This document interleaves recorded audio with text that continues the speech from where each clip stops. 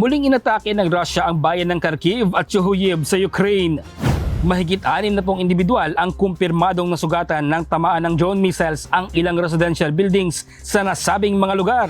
Tinamaan rin ng missiles ang mga nakaparadang sasakyan maging sa kalapit na business center kung saan may mga restaurant at opisina. Bunsod ng mga pag-atake, lalong sinisikap ni Ukrainian President Volodymyr Zelensky na makipag-alyansa sa European Union. Sinabi nito na ang Russia ay gumagamit na ngayon ng electronic warfare at makikita ito sa kanilang ginagamit na mga armas. Ito aniya ang nais nilang ialok sa Europa kapalit ng kanilang suporta. Russia destroys by air defense and etc., but also changes directions of the drones by different systems, including systems of electronic warfare. So they can change the direction to divide us in Europe. Umani naman ito ng positibong pagtanggap sa mga miyembro ng EU. Katunayan, ang pahayag ni Denmark Prime Minister Mette Frederiksen ay isang matibay na patunay na unti-unti nang nakakamit ng Ukraine ang inaasam nitong alyansa.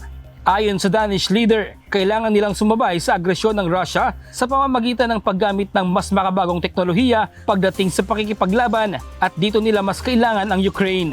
As Europeans, we need to rearm, we need new capabilities, and we need to innovate now. Because innovation decides the outcome on the battlefield. We see that in Ukraine every day.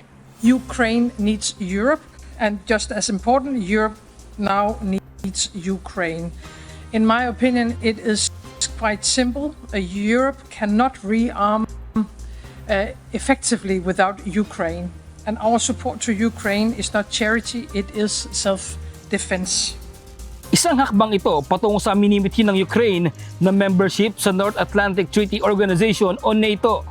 Ayon kay Zelensky, nasa 6 na raang drones at daan-daang missiles ang kanilang sinasalo araw-araw mula sa Russia at mas nagiging agresibo ito habang lumalaon ang mga araw.